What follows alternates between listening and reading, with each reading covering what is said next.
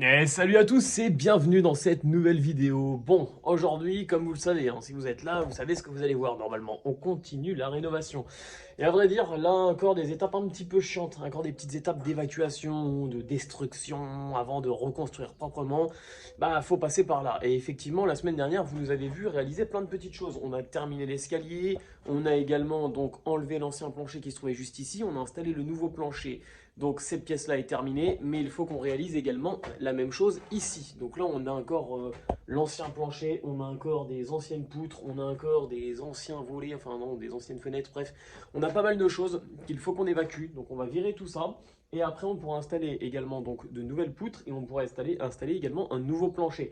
On veut agrandir un petit peu cette pièce, car en fait là on arrive juste en haut du palier de l'escalier et on veut offrir un petit peu plus d'espace juste ici pour pouvoir faire une chambre d'à peu près plus ou moins 15 mètres carrés pour vous donner une idée. En fait on aura deux chambres de 15 mètres carrés entre celle qui se trouve en bas et celle qui se trouve en haut. Alors c'est des chambres qui sont plus dédiées on va dire enfants. Nous on a la grosse suite parentale qu'on s'est fait, donc avec le dressing, la salle de bain attenante, etc. Et là cette pièce du coup qu'on était venu donc faire directement tout en plancher, ça pourrait faire office d'une troisième chambre. Maintenant, elle va être assez immense. On va garder vraiment la totalité de la superficie, donc 36 mètres carrés. Donc, vu qu'elle est quand même grande, on s'est dit pourquoi pas. Nous, honnêtement, on n'a pas prévu de faire une équipe de foot, mais on ne sait jamais. Donc, ça peut faire une troisième chambre. Même si un jour on veut revendre la maison, bah, on se dit qu'on a une chambre supplémentaire. Ça reste un atout. C'est vrai que c'est peut-être une déformation professionnelle, mais investissant en immobilier de base, bah, je vois toujours le côté quand même en me disant si demain, pour X ou Y raison, un jour je devais revendre cette maison, le fait d'offrir un espace supplémentaire, c'est toujours un plus. Donc, quitte à être dans la rénovation, autant la faire. Donc, cette pièce, pour l'instant, ça peut être une chambre, ça peut être une salle de jeu, ça peut être un bureau, mais au moins, elle a le mérite d'être là. Alors, certains me diront, ouais, mais c'est de l'espace à chauffer, et c'est vrai, ça a été un gros compromis à faire. Je savais pas trop au début quoi faire, mais je pense que ça vaut quand même le coup. Et puis, plaquer, railler une pièce, c'est pas non plus ce qui est le plus cher. Et je pense qu'on pourra s'y retrouver, en tout cas, sur la valorisation de la maison. Mais comme je dis, ça, c'est plus des formations professionnelles. Mais tout de suite, trêve de blabla. On vous pose sur le trépied, on commence à évacuer tout ça. Donc la vieille laine de verre là, qui a pris la poussière, là, quand tu la secoues, celle-là elle vient bien gratter. Bah faut virer tout ça, ça fait pas rêver, mais on enlève tout ça, on enlève les poutres, un petit coup de tronçonneuse, on arrache tout ça au pied de biche. Et puis après on enlèvera le plancher et on attaque.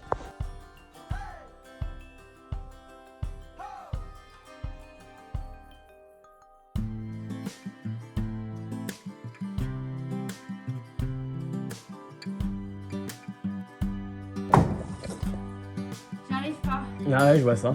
Enfin, il y en a un petit peu qui est enlevé, mais pas tout.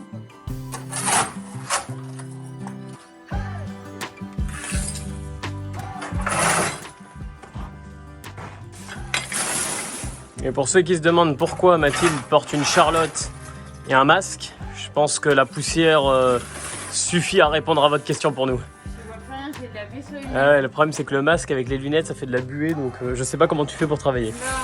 C'est une galère. Bon, on va essayer de retirer la vieille laine de verre, petit coup de pied de biche, on enlève tout ça.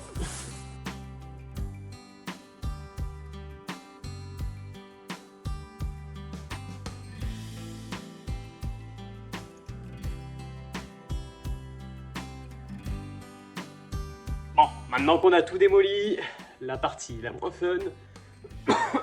On voulait pas laine de verre, c'est une horreur. Surtout quand elle est vieille comme ça, elle a pris l'eau, elle est pleine de poussière, elle est horrible, celle-là gratte à la gorge, je vous dis, c'est une horreur. Bon, en tout cas, là on évacue tout ça. On évacue toute l'ancienne laine de verre, tous les anciens bois. On peut pas faire tour de déchetterie aujourd'hui car c'est fermé, jour férié, bon c'est pas grave, donc on va tout stocker. Par contre, on va en profiter d'aller chercher les matériaux. Donc là, on va tout simplement acheter les poutres pour pouvoir donc réaliser un plancher. Car là, du coup, en fait, c'était plus un plancher pour pouvoir supporter un plafond plutôt qu'un plancher qui nous permettait de marcher. Donc on va surdimensionner tout ça pour pouvoir donc bien marcher dessus, pour agrandir en fait cet espace qui se trouve juste ici, qui ne suffit pas à faire une jambe, donc on va empiéter sur cette partie-là. L'autre partie, toute cette partie-là en fait sera plaquée, donc on vient juste réaliser un plancher que sur cette partie-ci. On va offrir un petit peu plus d'espace pour la chambre du dessus. Donc là, on attelle la remorque, on va chercher justement du coup tous les matériaux nécessaires, bien arriver à bon port avec nos poutres, après quelques petites mésaventures, à savoir cette poutre là, la 5 mètres. Bon, à un moment j'ai tourné, j'ai explosé le feu de la voiture. allez, pourquoi pas. À un moment, la sangle a cédé et on a un peu poncé la poutre aussi sur la route, quoi. Ça a été un peu folklorique, mais le principal, c'est qu'on est arrivé. Et maintenant qu'on a été chercher les matériaux, on nettoie tout, on sort toutes les vieilles poutres, la vieille laine de verre, tout ce qui se trouvait là-haut, et on vient évacuer également l'ancien plancher pour pouvoir repartir sur une basse saine et on pourra commencer à installer nos nouvelles poutres au fur et à mesure.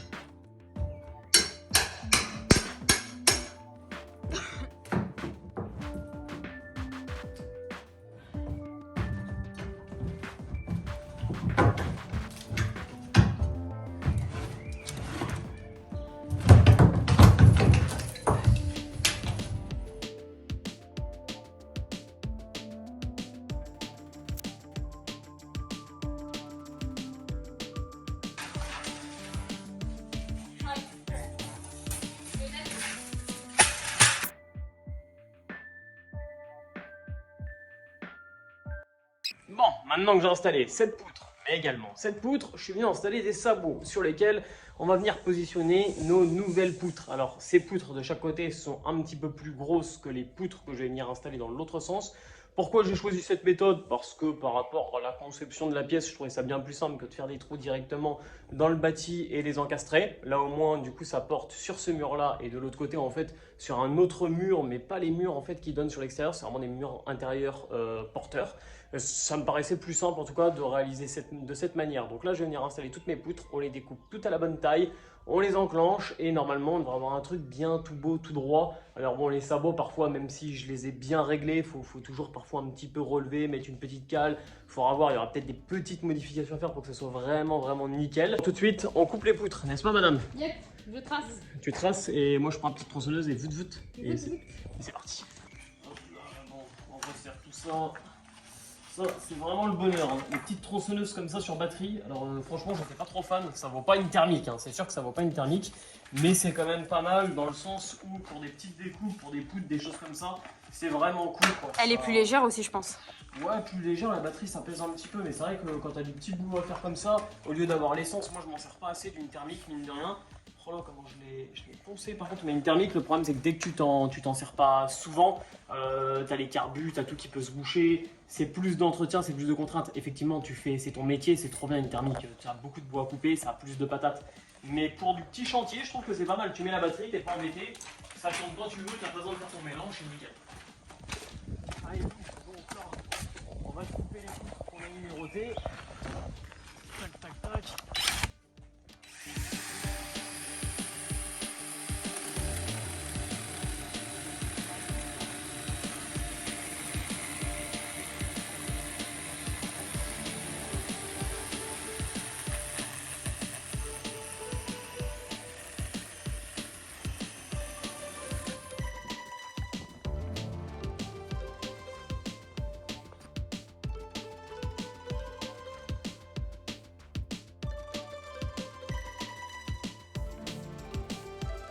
Bon, du coup, pour vous expliquer un petit peu ce qu'on va réaliser. Alors, à la base, on comptait conserver toutes ces poutres. C'est ce qu'on va faire. On va conserver toutes ces poutres pour le côté esthétique. Regardez, une fois poncées, elles rendent plutôt bien.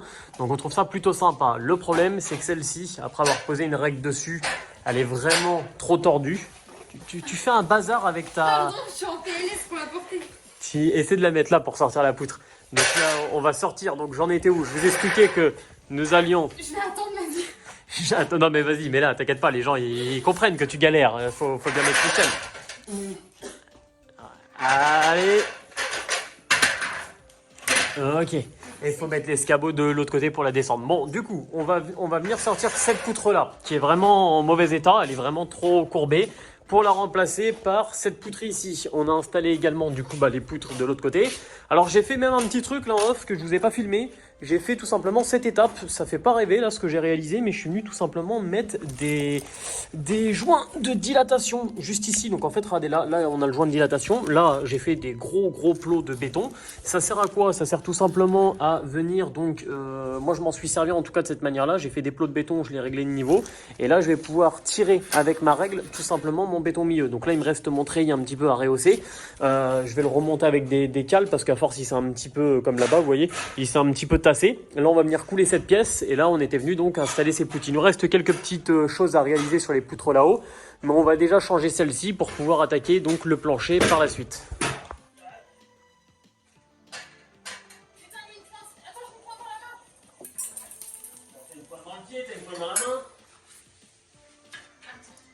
On y va gentil, allez mes doigts, je vais commencer les doigts. Tout va bien, les doigts vont bien. Il y a des points de partout, des points d'arrêt. Avec les doigts. Tu me chies là? Non, j'en suis pas, je t'attends. Et là, je dois descendre avec là. Ah oui. Mais j'ai peur que. Je la tiens. Elle va pas tomber d'un coup. Non, je la tiens. Parce qu'alors là, si elle tombe d'un coup d'un seul, mais on claque. Je la tiens, je te dis. Si elle tombe d'un coup, c'est que je tombe avec. Ok. Ça me tire à la chute. Pose-la par terre si tu veux. Ah ouais, moi je veux pas le frapper parce que tu comprends. Moi je me fais mal. Mec, t'en as pas chié du tout là pour une fois que t'as pas fait mal. Faut se faire à deux. Ça te fait du bien, t'es forcé. Faut faire à deux, je te dis. Tiens, attends, je vais la tourner et tu vas tenir ton morceau. Non mais. Attention à ta tête. Oh. Tiens. Putain, Fanny m'a fait les cheveux. Mais tiens. Attends. Ok, et là on part. On part à l'aventure. Allez les gars, on y va. Attention. Oh.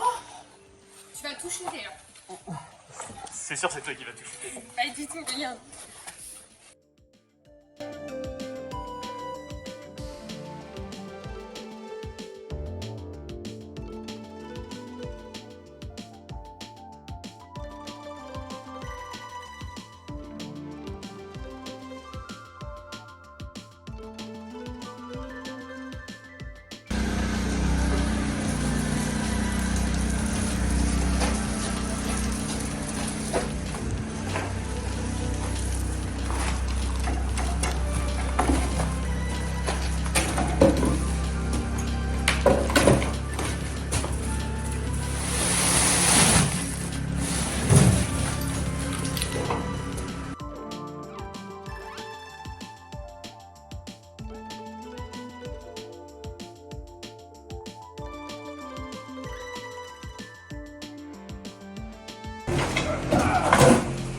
Bon, là, les gars, pour vous expliquer un petit peu ce qu'on est en train de réaliser. Alors, vous le savez, il y a quelques jours, je suis venu poser ces petits joints de dilatation, c'est ce que je vous ai montré. Donc là, maintenant, elle est dans ces joints de dilatation, je vais pouvoir faire glisser ma règle dessus. Là, ça pourrait paraître bizarre, effectivement, parce qu'il y a déjà eu du béton. Pour la petite anecdote, mon voisin a appelé une toupie, il avait 2 brouettes de trop, j'en ai profité pour les ramener. J'ai élevé mon treillis et comme ça, j'ai mis mon treillis dessus le béton. Quitte à avoir 2 brouettes, hein, c'est cadeau, on en profite. Donc là, ce que je fais au fur et à mesure, je vais vous montrer vraiment étape par étape. Je prends ma règle et mon râteau. Alors après, hein, c'est pas une technique universelle. Hein. Il y a plein de personnes qui font d'autres méthodes. Moi là, avec les joints de dilatation, je vais le faire de cette manière. M'en voulez pas. Je vais souffler de fou parce qu'il faut les rouler les brouettes. Hein. C'est physique, mine de rien. Faut être bien accroché. Là, j'en ai profité d'avoir du renfort aujourd'hui pour me lancer là-dedans. Donc là, ce que je viens faire, c'est que je viens dégrossir un petit peu, mais je laisse quand même assez de béton pour pouvoir le tirer. Alors, je dégrossis parce que sinon, je ne pourrais pas tout tirer avec la règle, mais au moins, dégrossis pour tirer avec la règle. Quoi. Donc là, regardez, hop, j'enlève le plus gros. J'enlève le plus gros, j'enlève le plus gros. Je vais en mettre un petit peu partout.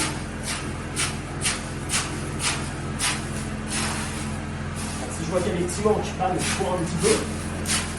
Voilà. Alors bien sûr, mes points de dilatation de chaque côté, ils ont été réglés, ils sont au niveau. Donc je n'ai pas à m'inquiéter pour mon niveau là en fait. Je peux directement venir avec ma règle, je la pose dessus, mon joint. Et là je fais un double. Alors je viens ciseler dans un premier temps pour venir tirer mon béton. Vous voyez là par exemple. Par exemple là il y en a un petit peu trop. Et ben, ça me fait 3 tirs à la règle. Et ben, ça c'est quelque chose que je vais tirer un peu avec le râteau. Et puis j'enchaîne au fur et à mesure. Et une fois que j'ai tiré avec ma règle, je vais venir talocher un petit peu. Regardez, j'enlève juste la matière qui se trouve au-dessus. Ça, l'avantage des joints de dilatation, c'est que même si vous n'êtes pas très bon, que vous ne savez pas bien régler une dalle, et ben si vos joints ils sont bien mis, il n'y a pas trop de chance de se louper quoi. C'est un gain de temps en plus, non? Bah c'est ouais, tu t'embêtes beaucoup moins. Habituellement je suis là, je fais 2 tas de chaque côté que je mets de niveau et après je tire la règle dessus. Mais c'est jamais je trouve aussi précis que. Là j'ai pas l'appuyer quoi. Là je peux m'appuyer à fond sur ma règle. Alors moi ce que j'aime bien faire c'est que je suis venu passer comme ça là, je viens juste tapoter un petit peu. Comme ça vient un peu boucher tous les petits ports qu'il pourrait y avoir. Alors si je vois que j'ai des trop gros trous, j'arrête une toile et je les bouche. Mais là, normalement, ça devrait aller. Alors peut-être un petit peu là, regardez, il m'en manque un petit peu. Donc là, je vais prendre une toile. Hop, je prends un petit peu de béton. J'en ai un petit peu ici, là-bas aussi. Tac.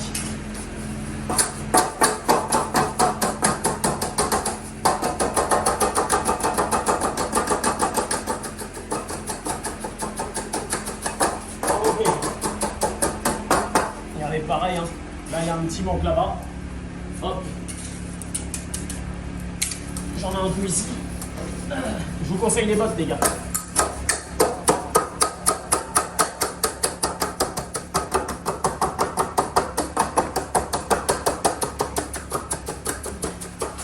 Donc là on est d'accord, tout ça, on sait que c'est réglé, que c'est le niveau, mais c'est pas très joli parce que vu que j'ai passé la règle et que je l'ai tapoté, donc là si on veut mieux finir et mieux lisser, un petit coup de taloche. Donc là faut pas appuyer, hein, c'est juste vraiment en faisant des gros arcs de cercle comme ça, là, en faisant le mouvement. Après j'aime le dire hein, les gars, je suis pas maçon. Moi j'ai vraiment appris en autodidacte. Alors mon père est assez bricoleur, donc il m'a toujours un petit peu montré comment faire les dalles. Comment lui en tout cas il est réalisé. Maintenant voilà, si vous êtes pro, peut-être que vous avez des meilleurs conseils à me donner. N'hésitez pas, je suis preneur. Et surtout, alors là je le fais pas parce que du coup il y a le béton que j'ai mis dessous. Mais au fur et à mesure, bien sûr, je viens relever mon treillis soudé derrière moi. Pour que mon treillis soit... Alors le treillis il n'a pas besoin d'être au milieu de la dalle. Normalement il doit être à peu près à 3/4 de ta dalle. Enfin c'est en tout cas ce que j'ai entendu dire. Maintenant, comme j'aime le dire, n'hésitez pas à me corriger dans les commentaires. Allez. Voilà, on a un truc comme ça. Et là je sais que c'est niveau, je sais que c'est nickel. Et là je peux continuer à tirer. Et j'enchaîne au fur et à mesure. Donc après je ferai l'autre plateforme, et puis ça enchaîne. Donc ça fait les bras, ça fait le dos. C'est vraiment un boulot de fou. Mais c'est indispensable quoi, on n'a pas le choix.